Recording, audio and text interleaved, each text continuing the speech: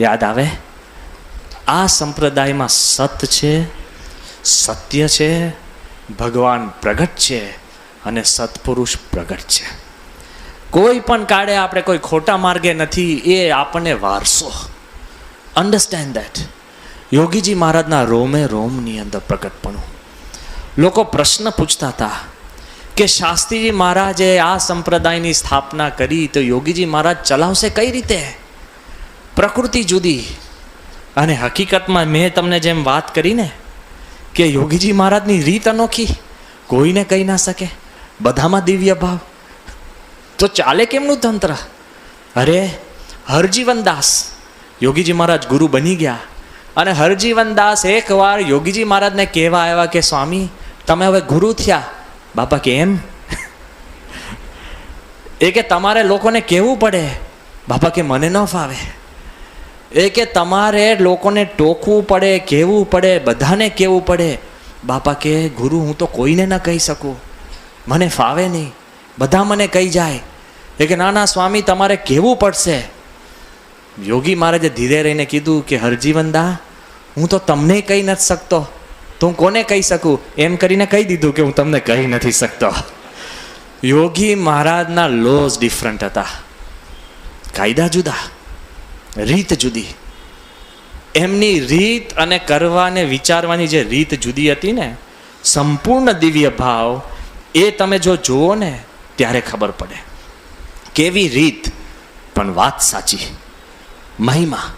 એકવાર યોગીજી મહારાજે પત્ર લખ્યો, સંપૂર્ણ નિર્દોષ ભાવ. અને એમને જે લખનારા સંત યોગી બાપા પાસે કે બાપા આ અક્ષર તમારા છે, જરા વાંચી બતાડો ને. બાપા કે મારું મને ઉકલતું નથી. લે, યોગી બાપાના એવા અક્ષર કે પોતાને ઉકલે નહીં.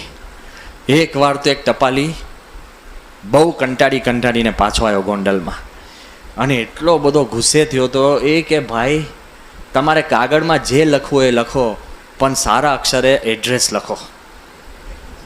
પેલો કે આ એડ્રેસ કોણ લખે છે? કે મને એની પાસે દઈ જાઓ.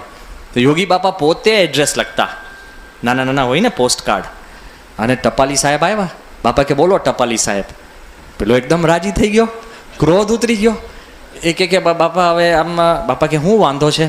એ કે આ એડ્રેસ છે, એડ્રેસ હું મોકલું છું ને બધી ટપાલો મારી પાસે છાતી પર પાછી આવે છે. બાપા કે કેમ? એ કે આ એડ્રેસ જ ઉકલતું નથી. બાપા કે ગુરુ તમે પૈસા લો છો ટપાલી થઈને, તમારું ઉકેલવું પડે, એ તમારું કામ કહેવાય. પેલો કે પણ બાપા હવે પણ ઉકલે એવું છે જ નહીં. બાપા કે તો પૈસા હેના લો છો? પેલો કે હારો હું ઉકેલીશ. યોગીજી મહારાજની રીત જુદી, ભાત જુદી, સંપૂર્ણ દિવ્ય ભાવ. કોકે કીધું કે બાપા શાસ્ત્રી મહારાજના અક્ષર બહુ ગરબડિયા. બાપા કે ગુરુ એ તો મોતીના દાણા જેવા, પણ આપણે ઉકલે એમ નહીં, કારણ કે આપણે જીવ કહેવાય. એ સત્પુરુષ હતા. જો ગુરુમાં સંપૂર્ણ દિવ્ય ભાવ. હરિભક્તોનો મહિમા પણ અપરંપાર. યોગીજી મહારાજ એમની રીત ને ભાત કેવી હતી કે બધાને એમ લાગે કે આ જુદું છે, પણ કામ જુદા થાય. સમજો, લોસ ને નિયમ જુદા હતા. કોકને તમે છે ને શાસન કરીને નિયમ પડાવી શકો, અને કોક હેતે કરીને નિયમ પડાવી શકો. હિઝ લોઝ વર ડિફરન્ટ. રીત જુદી હતી અને વિચાર કરવાની આખી વિચારસરણી જુદી. એટલા બધા ભલા ભોળા લાગે ને, નિર્દોષ લાગે, પણ એના કામ છે ને 25 જગ્યાએ થાય. કેટલા ભલા ભોળા ખબર છે? એકવાર મોટા સ્વામી અને નિર્ગુણ સ્વામીએ કહ્યું કે જોગી તૈયાર થઈ જા. બાપા કે તૈયાર. એ કે જાઓ ઘોડાગાડીમાં બેસી જાઓ. અને અટલાદરા મંદિર યોગી મહારાજ પાક પહેરીને સીધા ઘોડાગાડીમાં બેસી ગયા. અને તે વખતે જ્યારે મોટા સ્વામી ને નિર્ગુણ સ્વામી આવ્યા અને જોયા ને તો ટાંકી ફાટી. કેમ? એ કે મૂરખ છે કે શું? તો કે કેમ? કે જે ઘોડાગાડીને ઘોડા જ નહોતા બાંધ્યા ને ત્યાં બેસી ગયા હતા.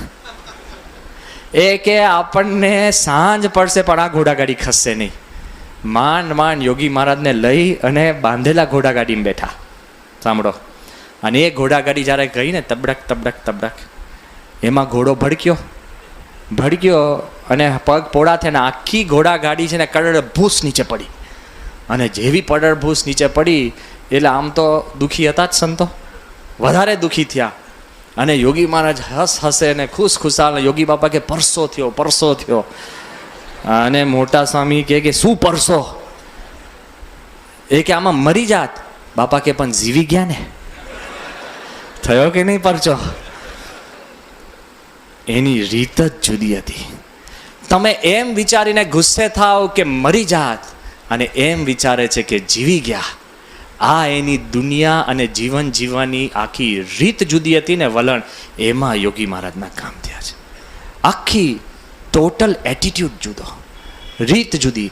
શાસ્ત્રી મહારાજે મંદિરો બાંધ્યા, અને એ યોગીજી મહારાજે મંદિરોએ ભક્તિ અને ભજનથી ભરપૂર કરી દીધા. શાસ્ત્રીજી મહારાજે હરિભક્તોને નિષ્ઠા અને દ્રઢતા કરાવી. એ યોગીજી મહારાજે હરિભક્તોને સદગુણ અને પ્રેમ અને સદભાવ ને સમસુદય ભાવથી છલકાવી દીધા. શાસ્ત્રીજી મહારાજે ભલભલા વિરોધની અંદર અક્ષર પુરુષોત્તમ સંસ્થા સ્થાપી. યોગીજી મહારાજે તમામ જૂના સંપ્રદાયમાંથી વેર અને વિરોધ શમાવી દીધો. યાદ કરજો, ભલભલા યોગીજી મહારાજની એક જે રીત હતી ને, અનોખી હતી. બરાબર છે, ભંડાર આપણા ખાલી હતા, પણ પ્રેમથી ભરપૂર હતા. ભલે આપણી પાસે તે વખતે પણ નાણાં નહોતા, પણ નામ અને ભક્તિના ટાણા હતા. બધું જ ભરપૂર હતું. યોગીજી મહારાજે બાળકોને, યુવકોને એવા પોતે હેતથી ભેગા કર્યા કે આપણા મંદિર અંદર ભલભલા મોટા મોટા બહારના મંદિરો હોય તે વૃદ્ધોથી ભરાઈ લે. યોગીજી મહારાજના તંત્રની અંદર બાળકો વૃદ્ધની આંગળી પકડીને મંદિરે લઈ આવતા થઈ ગયા. બાળ યુવક મંડળ બધું જ ભરપૂર કરી દીધું. યોગીજી મહારાજે મંદિરોની અંદર પ્રાણ અને ચૈતન્ય મંદિરોની હારમાળા ઊભી કરી દીધી. જબરજસ્ત રીત, જુદી રીત, નિયમો જુદા. જેમ મેં તમને વાત કરીને કે યોગીજી મહારાજનું તંત્ર હતું ને, એ આખું જ નિયમ, આખું જ તંત્ર જુદું, આખી રીત જુદી ભાત. અને ક્યારે ઉગે ને કેમનું ઉગે ને તમે ને હું જાણી ન શકીએ. એકવાર ગોંડલની અંદર, આ પ્રસંગ હું ડિટેલમાં એટલે કહું છું, એના સાક્ષીઓએ મને વાત કરી છે. એકવાર ગોંડલની અંદર મંદિરની અંદર, આપણે ત્યાં તો બધું કંઈ હતું નહીં, 4-5 લોટા. મંદિરમાં એવું કંઈ સાધન સામગ્રી હોય નહીં, એટલે શું થાય, હરિભક્તોના ચંપલ જાય. બરાબર ને? કાંઈ જ બીજું હોય, મોંઘામાં મોંઘું શું હોય? ચંપલ. હવે મંદિરની અંદર બહુ જ ચંપલ ચોરી થાય. બાપા પાસે વારે વારે ફરિયાદ થાય. બાપા કે જાપતો રાખો, યુવકો તૈયાર કરો. ભલે આરતીમાં થોડાક યુવકો ન ઊભા રહે, નીચે ઊભા રહે, ખાનગીમાં ઊભા રહે, અને કોણ ચોરી કરે છે પકડો. આપણે એકદમ કડક કાયદો બનાવો. યોગી બાપા બધું કીધું. એમાં યુવકો એકદમ કેફમાં આવી ગયા અને બધું તંત્ર સેટઅપ કરવાની શરૂઆત કરી. તે વખતે ભર આરતી ચાલતી હતી. તિલક ચાંદલો સહિત એક ચોર, એને સારામાં સારા ચંપલની અંદર પગ નાખ્યો અને 4-5 યુવકોએ પકડીને ત્યાં ને ત્યાં જ મંદિરના દાદરે એને ટીપવા લાગ્યા કે તું જ ચોર છે, તું જ પકડ્યું છે, ને આમ છે ને તેમ છે, ને આમ તેમ બધું બધી જ વાત કરીને ત્યાં ને ત્યાં. એમાં એક યુવકે કહ્યું કે વાહ, યોગી બાપા રાજી થશે, ચાલો આપણે ચોરને લઈને યોગી બાપા પાસે લઈ જઈએ. હકા બાપુ કે હું ત્યાં હતો, અને તે વખતે યુવકો ખુશ થતા થતા પેલાને લઈ જતા હતા. હકા બાપુ કે ક્યાં લઈ જાઓ છો? એ કે યોગી બાપા પાસે. હકા બાપુ કે પહેલા તમે તમારો ચુકાદો આપી દો, એટલે જે કંઈ કરો છો પતાવી દો, કારણ કે એ કોર્ટ જુદી છે. કે ના ના ના ના, બાપા પાસે લઈ જઈએ. બાપાએ કીધું કે હકા બાપુ કે મારું માનો, અહીંયા તમારે જે ચુકાદો આપવો હોય ને જેટલાય ન્યાયાધીશ થવું હોય થઈ જાઓ, પણ ન્યા ના લઈ જતા. પેલા કે પણ બાપાએ કીધું છે કે સારું ત્યાં લઈ જાઓ. અને જેવા યોગી બાપા પાસે લઈ ગયા ને, અને કહ્યું બાપા કે હું કે બાપા આ ચોર પકડાયો. બાપા કે એમ કોણ છે ભાઈ? એ કે આ બાપા કે આ ચોર છે. બાપા કે તિલક ચાંદલો કર્યો છે ને? એ કે બાપા પણ આ તિલક ચાંદલો કર્યો ને એ ચોર છે, ભલે તિલક ચાંદલો કર્યો હોય ખોટો છે. બાપા કે કોઈ ખોટો તિલક ચાંદલો કરે જ નહીં. બાપા કે ચોર જેવો ક્યાં દેખાય છે? આ તો મુક્ત છે, ચોર ના, ચોરે જ નહીં. તો કે બાપા પણ અમે કહીએ છીએ ને ચોર છે. બાપા કે એને પૂછો. એ કે તું કોણ? પેલો કે મુક્ત. પેલો શીખી જાય કે નહીં કે આ છકટકવાનું બારી બારણું છે. બાપા કે જો એ કહે છે હું ચોર છું. બાપા કે છોડી દો એને. બધા ઢીલા,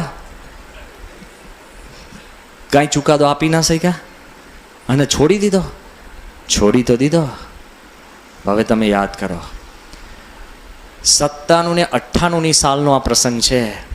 પેલો પ્રસંગ થઈ ગયાના કેટલા 30-40 વર્ષ થઈ ગયા, 50 વર્ષ થઈ ગયા. હમણાં જ અટલાદરામાં 97 કે 98 સાલનો પ્રસંગ છે. એક વૃદ્ધ ભાઈ પોતાના કુટુંબ લઈને પ્રમુખ સાંઈના દર્શન કરવા આવ્યા. તિલક ચાંદલો બધું જ શાંતિથી બાપાના દર્શન કરતાં કરતાં ધીરે રહીને સ્વામીનો હાથ પકડીને કીધું કે સ્વામી મને ઓળખ્યો? બાપા કે ના, કોણ? કે યોગી મહારાજે જે ચોરને છોડી દીધો હતો એ હું આ તમારો ચુસ્ત સત્સંગી થઈને બેઠો છું. એમના નિયમો જુદા હતા. ક્યારે કંઈક ઉગે. આપણે ત્યાં ચુકાદો આપીને છોડી દીધા હોત તે અખંડ ચોર રહેત. યોગી બાપાના ન્યાય, તંત્ર, પ્રેમ, ભક્તિ, સદગુણ, નિયમ જુદા હતા. આ દુનિયાથી પર હતા. દિવ્ય તંત્ર હતું.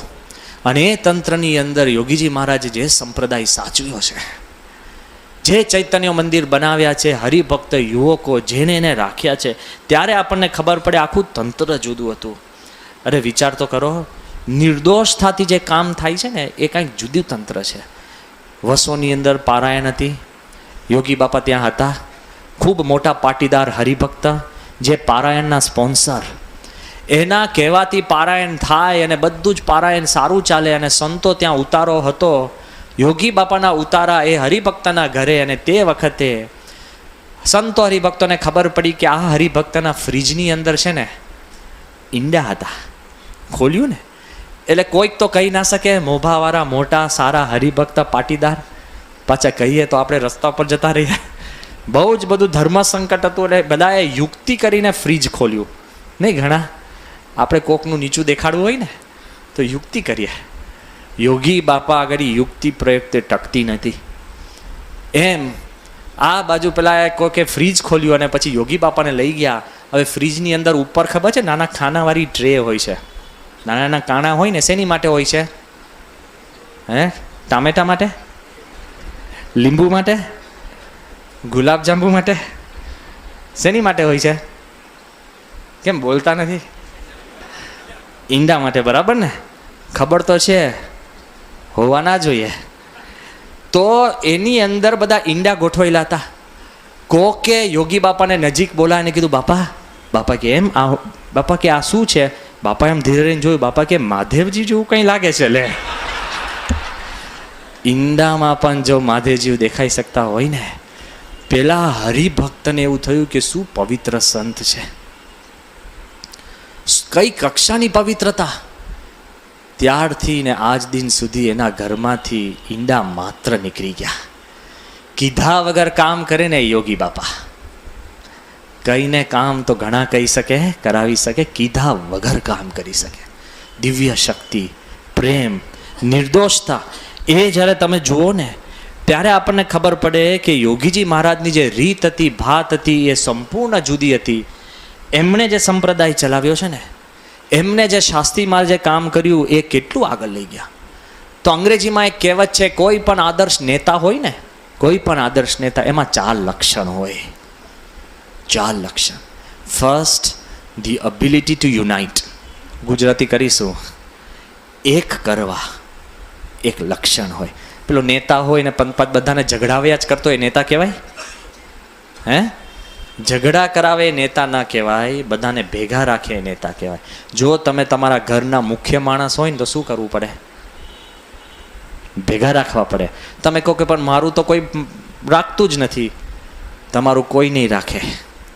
તમારું જતું કરીને પણ તમારે ભેગા રાખવા પડશે. સમજાય છે? જો તમારું પકડવા જશો ને તો તમારું રાખશે પણ બધા છૂટા થઈ જશે.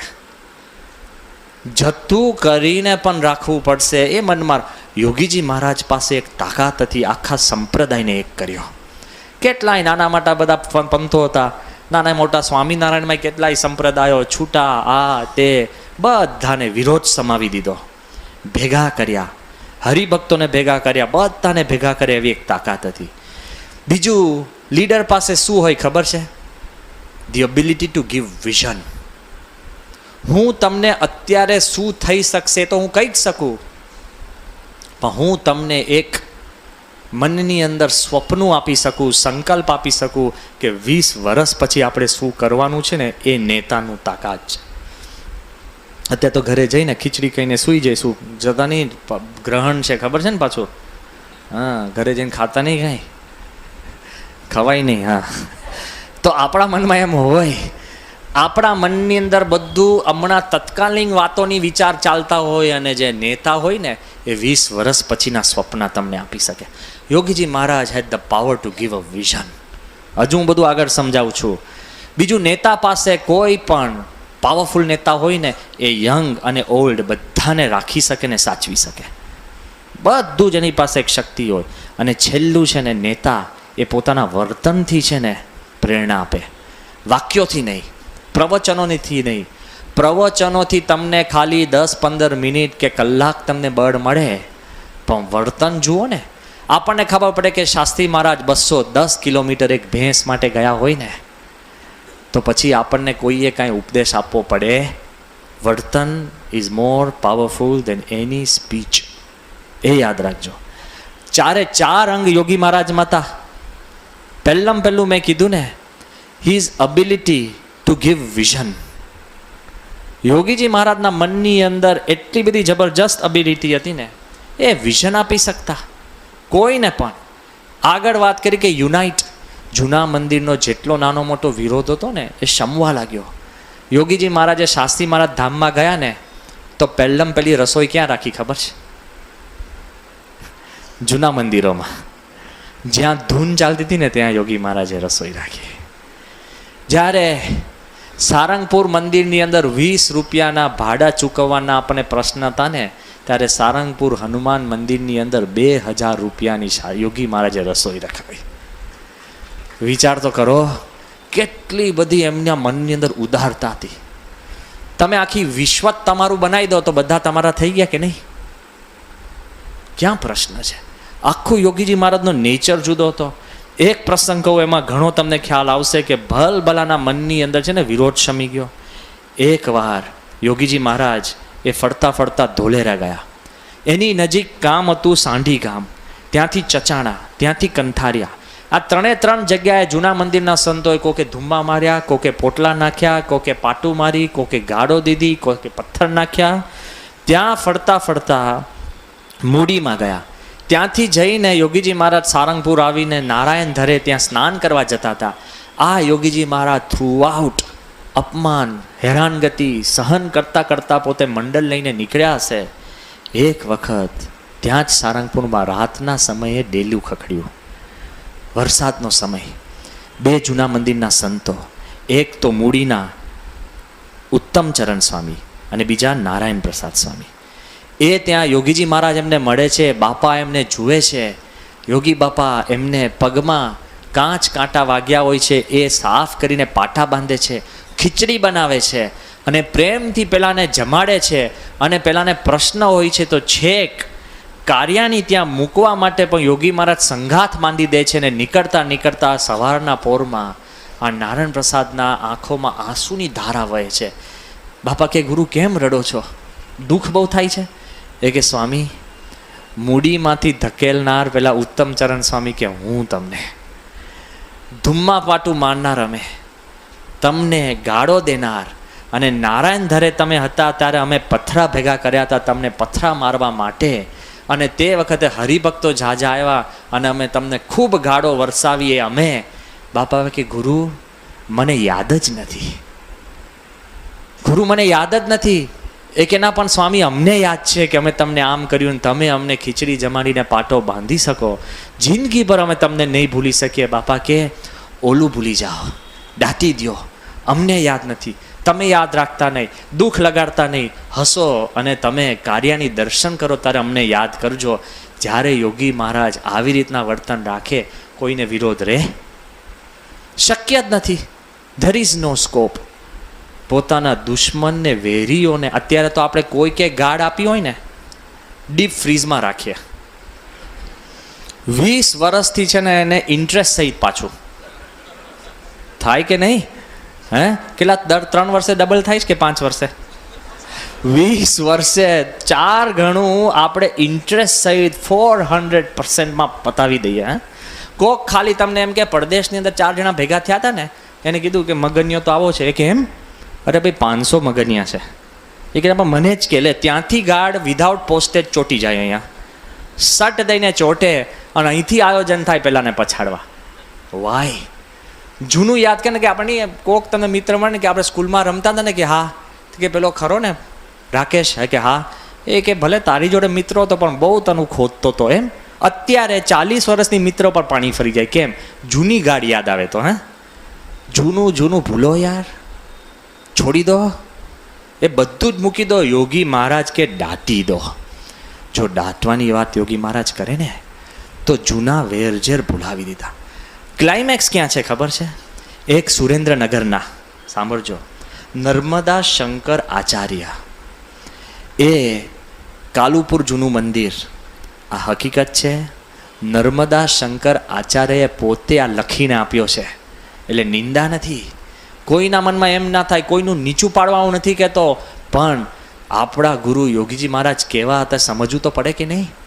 નર્મદા શંકર આચાર્ય પોતે વિદ્વાન, કાલુપુર મંદિરના ટ્રસ્ટી, તે વખતની સમયની વાત કરું છું, અને કુલ મુખત્યાર, પાવર ઓફ એટર્ની હોલ્ડર, બધું જે ચલાવે. એકવાર સુરેન્દ્રનગરની અંદર યોગીજી મહારાજ ત્યાં ઉતારો કર્યો હશે તો ફરમાન બારે પડનાર કે આપણા મંદિર, તાબાના મંદિરમાં યોગીજી મહારાજને ઉતારો આપવો નહીં, હોય તો પોટલા નાખી દેવા, ત્યાં વિરોધ કરવો, અને કોઈ કારણે આપણા મંદિરમાં ગરવા દેવો નહીં. એ કરનાર કોણ? નર્મદા શંકર આચાર્ય. ખૂબ દ્રોહ કર્યો હતો, સૂક્ષ્મ રીતે, બધી રીતે. એક વખત એ પોતે તે વખતના તત્કાલીન સરકારી તંત્રના વાંકમાં આવ્યા. મોટા વિદ્વાન, મોટા અધિકારી, અને વાંકમાં આવ્યા તો એમને બહુ જ મોટી આફત આવી પડી. તે વખતે એમના એક મિત્ર ચંદુલાલ મહેતા, એમણે વાત કરી. ત્યારે એમણે કીધું કે અત્યારે જો પૃથ્વી પર કોઈ પણ વચન સિદ્ધ પુરુષ હોય ને તો યોગીજી મહારાજ. આના મનમાં એમ થયું કે જેના સામે હું ફરમાન કરનાર, હું વિરોધ કરનાર, અને ત્યાં હું જાઉં. પહેલાં કીધું બીજું કોઈ છે નહીં, વચન સિદ્ધ, અને એ કે પ્રમાણે થાય. એ કે બધું મારું મન મારીને, બધું દાબીને, મને એમ હતું કે હું જાણું છું, યોગીજી મહારાજ ક્યાં જાણે છે? ક્યાં કોઈને ખબર છે કે મેં વિરોધ કર્યો છે? બધું દાબીને, મન બંધ કરીને, કોઈ એને આરો નહોતો. એટલે યોગીજી મહારાજના પગ પાસે જાય છે, અને યોગી બાપાને જ્યારે કહે છે, બાપા કે ઓહો બહુ મોટા ભક્તરાજ છો, જાઓ, તમારો વાળ વાંકો થશે નહીં. અને યોગીજી મહારાજે આવું કહ્યું. આ પોતે લખે છે કે હું ગયો ને, જે મારો વિરોધ કરતો હતો એ બધાના મનમાંથી વિરોધ શમી ગયો, અને હું કાયદેસર રીતે નિર્દોષ છૂટી ગયો. અને નિર્દોષ છૂટીને જ્યારે યોગી મહારાજને હું મળવા ગયો ને, ત્યારે હું જોરદાર આંસુને મેં યોગીજી મહારાજને કીધું કે સ્વામી, આ તમારો વિરોધ કરનાર હું જ છું, આ મારો પ્રશ્ન છે. બાપા કે મને કંઈ યાદ નથી, તમે દાટી દો, બધું ભૂલી જાઓ, અને તમે મહારાજના ભક્ત રહો છો એવું બોલવું નહીં, મનમાંથી કાઢી નાખો. બાપાએ તો એને બધું મનમાંથી કાઢી નાખ્યું. એને શું કીધું કે સ્વામી, એકવાર તમે જ્યારે મારી ઘરે જમવા આવશો ને ત્યારે મને શાંતિ થશે. અને એ પોતે લખે છે, સુરેન્દ્રનગર યોગીજી મહારાજ જ્યારે પધાર્યા ને ત્યારે 300 હરિભક્તો સહિત મારે જ્યારે ત્યારે જમ્યા ત્યારે મને શાંતિ થઈ. વિચાર કરો, વિરોધ કરનારા પણ જ્યારે હરિભક્તોને જમાડતા થઈ જાય તો કેવો સંપ્રદાય સાચ્યો. એના નિયમો જુદા હતા. જૂનું ભૂલીને નવું કરો, આગળ વધો. જે એમનું પોઝિટિવ મનમાં વિચાર હતો ને, એ વિચારથી જ્યારે માણસ આગળ વધે છે ને, ત્યારે કોઈ દિવસ એના મનની અંદર કોઈ જ પ્રશ્ન નથી થતો. યોગીજી મહારાજે જે મેં તમને વાત કરી કે એમણે જે યુવાનોને ભેગા કર્યા, એમ સાથે યોગીજી મહારાજે જે વિઝન આપી હતી ને, વિઝન, એમાં બધા નાના મોટા યુવાનો ભેગા થતા. કલામ સાહેબે જ્યારે આપણને મળવા આવ્યા ને ત્યારે એક વાત કરી હતી. આપણે કીધું કે યુવાનોને પોતે ધર્મમાંથી વિમુખ થતા હોય તો એને ભેગા કેવી રીતના કરવા? ત્યારે બહુ જ સારું એમને સૂત્ર આપ્યું હતું, બધાએ સમજવા જેવું છે. If you give your youth advice, they will reject it.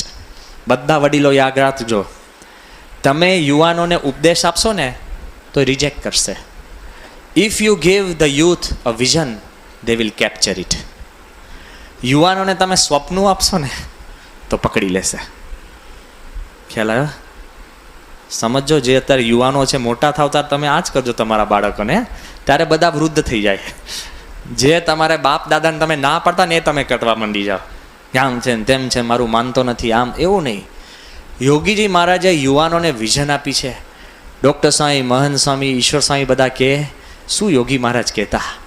એકવાર અડવાડ હતા અમે, અને અડવાડની અંદર શું હાલત હતી યોગી બાપાની. બ્રહ્મ સ્વરૂપ યોગીજી મહારાજ દરબારોના મોભાના લીધે અડવાડ જૂના મંદિરમાં ઉતારો. તે વખતે છે ને મૂડીના બાળ મુકુંદાસ સ્વામી આવ્યા જૂના મંદિરના, અને એને થયું કે કંઈક નાટક કરીને તો યોગી મહારાજ જાય. સમજી ગયા? અને તે વખતે એને દરબારોને તો કંઈ કહેવાય નહીં, કે દરબારોની ધાક બહુ, એ જોવે નહીં કે જૂનું કે નવી મંદિર, જે મારો વિરોધ કરે આઉટ. એના નિયમ પાછા જુદા, એનું તંત્ર જ આખું જુદું. એટલે જૂના મંદિરના સંતોએ જબરજસ્ત મૂંઝાતા હતા, અને જૂના મંદિરના સંતોએ વિરોધ કરવા માટે એવું કીધું, સાંભળજો, કે આ જે નવા મંદિરના સંતો છે, રસોડું એક છે, અને ઠાકોરજીનો થાળ કરવાનો છે, અને અમે ઠાકોરજીનો થાળ કરશો તો નવા મંદિરના સંતો અમારું જમશે. એને એમ હતું કે યોગી મહારાજ ના પાડશે. એટલે દરબારો કહ્યો કે બાપા, કે આ જૂના મંદિરના સંતો એ કહે છે કે અમે રસોડું કરી અને થાળ કરી, તમે જમશો. બાપા કે ગુરુ, એવી પ્રસાદી ક્યાંથી? એટલે ભરાઈ ગયા પેલા લોકો. એટલે પેલા એ લોકોએ કીધું કે અમે છે ને થાળ નહીં બનાવીએ, એ લોકોને કો બનાવે. બરાબર? એને લાગ્યું કે આવું કહેશું ને એટલે ના પાડશે. યોગી બાપા પાસે પાછા દરબારો કે બાપા, એ એવું કહે છે કે એ લોકો નહીં બનાવે, તમે અહીંયા છો, કે તમે બનાવશો. બાપા કેવો લાવો ક્યાંથી? બે બાજુ ભરાઈ ગયા. પેલા લોકોએ પછી બન કરીને પછી યોગીજી મહારાજે કીધું કે ચાલો આપણે અહીંયાથી પોટલા લઈએ. અને ત્યાંથી યોગી બાપા આપણો જ્યારે અડવાડની અંદર પણ જૂના મંદિરમાં રહેવાના ધાંધ્યા હતા, ઉતારો નહોતો, ત્યારે યોગી બાપા અડવાડની અંદર યુવકોને શું કહે છે ખબર છે? તમને બધાને એવા તૈયાર કરવા છે કે જાપાન, જર્મની, અમેરિકા અને રશિયા સત્સંગ કરવો છે. ત્યારે યુવકો હસતા હસતા એવું કહે છે, ડૉક્ટર સાંઈ, મહંત સાંઈ, ઈશ્વર સાંઈ બધા, અમે બહુ બધા હસતા હસતા ગેલ કરવા લાગ્યા કે અડવાડ એટલે અમેરિકા, રોહિશાળા એટલે રશિયા, જમરાડા એટલે જર્મની. બરાબર? એ કે એવા અમે નામ આપ્યા, અને યોગી બાપાની આગળ અમે બધું રમૂજમાં રજૂ કર્યું. બાપા કે તમે હસો છો, પણ તમારા જીવનકાળ દરમિયાન તમે જોશો કે ત્યાં ત્યાં સત્સંગ થયો. અત્યારે મહંત સ્વામી પણ મંડળ લઈને બધે ફરી આવ્યા, ડૉક્ટર સ્વામી પણ મંડળ લઈને ફરી આવ્યા. અને મારા મનમાં એમ થતું, રશિયાનું શું? તો તમને આનંદ થશે કે 2 વર્ષ પહેલાં રશિયામાં પણ, મોસ્કોમાં આપણું સત્સંગ મંડળ સ્થપાઈ ગયું છે, અને ત્યાં નિયમિત રવિવારે 25 થી 30 હરિભક્તો સભા કરવા ભેગા થાય છે.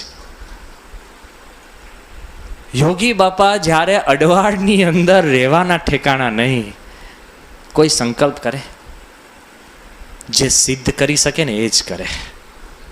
નીકર હાંસી બોલાવે, ગાંડા ગણે, પણ એ યોગીજી મહારાજે જે વિઝન આપી હતી ને, એ ભલા મનની અંદર, યુવાનોની મનની અંદર બધું ઘરી ગયું.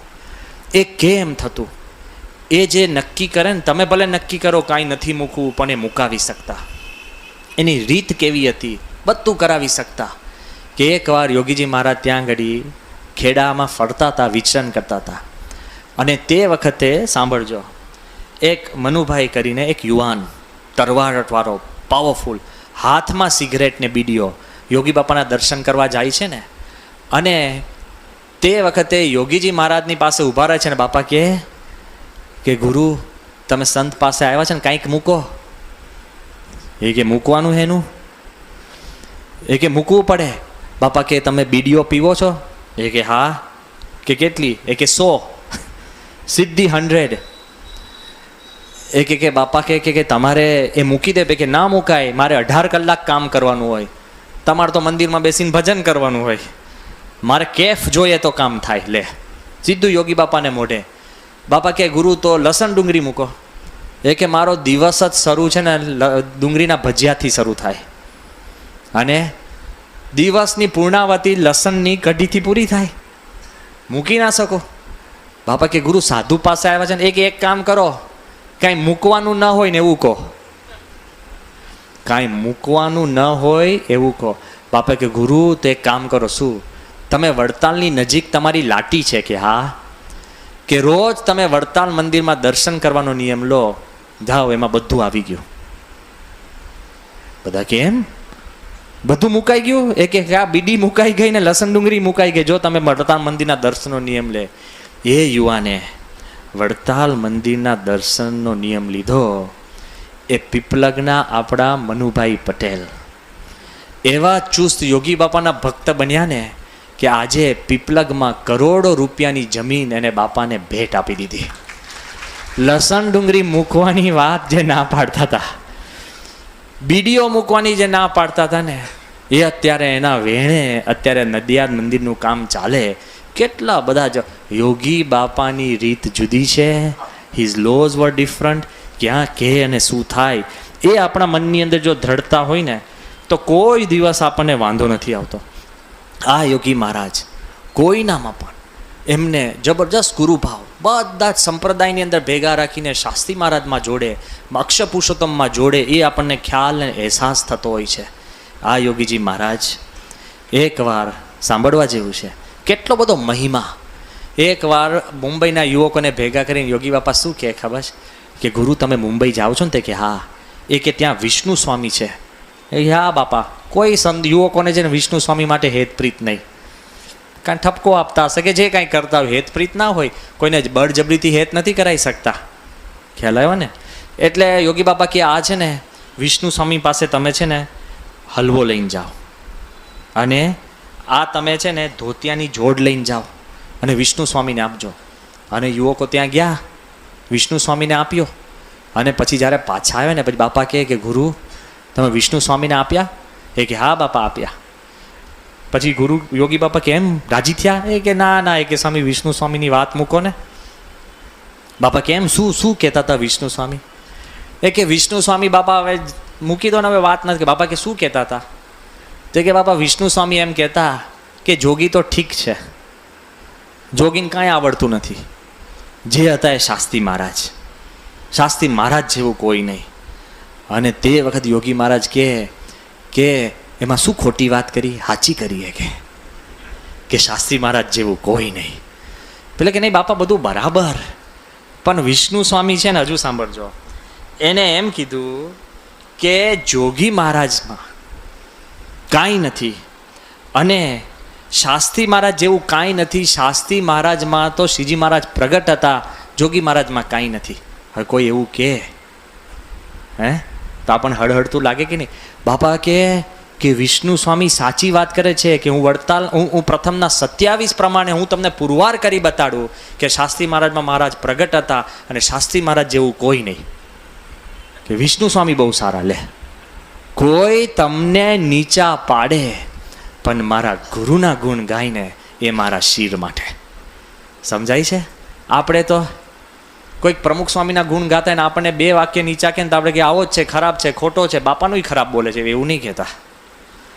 કેટલું બધું સ્વપ્રધાન જીવન હોય છે. આ બાજુ જ્યારે આ વાત જ્યારે બધી કરીને પછી બધાએ કીધું કે બાપા તોય વિષ્ણુ સ્વામી સારા નહીં. બાપા કે ગુરુ તમે વિષ્ણુ સ્વામીના હાથની કઢી ખાધી છે? બધાને પાણી છૂટવા માંડ્યું.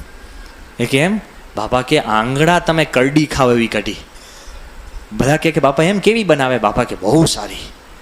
એ કે બાપા તમે ખાધી છે? એ કે ના અમે નથી ચાખી, પણ લોકો કે છે બહુ સારી. લે, યોગીજી મહારાજ કોઈ પણ વિરોધ કરે ને એની પાસેથી પણ યોગીજી મહારાજ છે ને ગુણ શોધતા અને કોઈના મનની અંદર વિરોધ ટકવા નહીં દેતા.